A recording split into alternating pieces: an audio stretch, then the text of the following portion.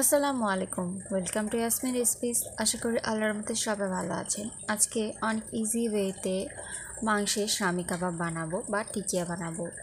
এখানে আমি 1 কাপ বুটের ডাল নিয়েছি, একদম সুন্দর করে পরিষ্কার করে ভালোভাবে ধুয়ে।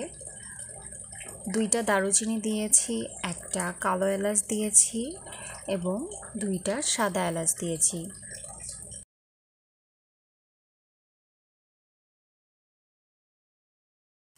মাংসের কিমা করে রেখেছিলাম আমি 2 কাপের মতো মাংসের কিমা। এখন এটার সাথেই আমি দিয়ে দেব সেদ্ধ করতে।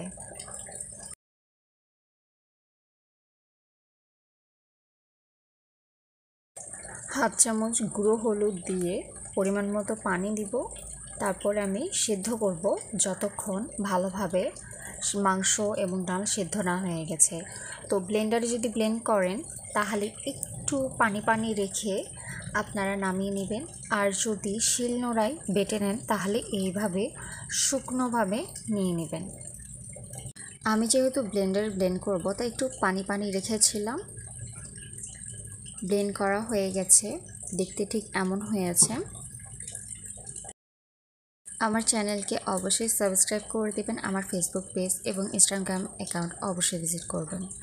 এই মাংসের মিশ্রণের মধ্যে এখন আমি 1 চামচ জিরা, 1 চামচ গরম মশলা, হাফ চামচ গোলমরিচের গুঁড়ো এবং 1/4 কাপ এখানে বেরেস্তা দিয়েছি আমি। 1 চামচ আদা রসুন বাটা এবং স্বাদ মতো লবণ দেব।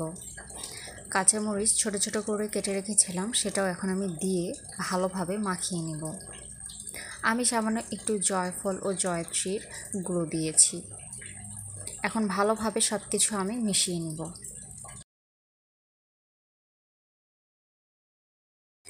আপনারা কড়াই তেল গরম করতে দিয়ে এটি মাখাইতে শুরু করবেন। আমি এখানে একটা ডিম ব্যবহার করেছি। তো ডিমের পরিমাণ যদি বেশি হয়ে থাকে তাহলে অল্প করে দিবেন এবং মাখবেন, নাহলে বুঝতে পারবেন না যে বেশি পানি পানি হয়ে যাচ্ছে। এই জন্য অল্প করে ডিম দিবেন এবং মাখবেন। আর ডিম দিয়ে কখনো রেখে দিবেন না, সাথেই বানিয়ে ভাজতে শুরু করবেন। এই জন্যেই তেল গরম করতে বসিয়ে দেওয়ার কথা বলেছি। হাতে তেল মাখিয়ে নিয়ে এখন আপনারা কাবাবগুলো বানিয়ে নেবেন এবং গরম তেলে ভাজবেন। সাথেই তেলে দেওয়ার পরে নাড়বেন না, কিছুক্ষণ পর আপনারা নাড়াচাড়া করে ভেজে নেবেন। তেল যেন গরম থাকে, নাহলে এই কাবাবগুলো খুলে যাবে।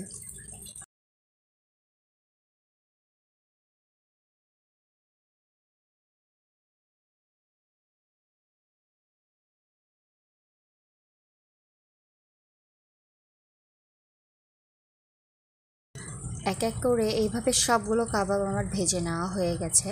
তো আশা করি আপনাদের রেসিপিটি ভালো লাগবে। কেমন হয়েছে অবশ্যই জানাবেন। সবাই ভালো থাকবেন, সুস্থ থাকবেন। আল্লাহ হাফেজ।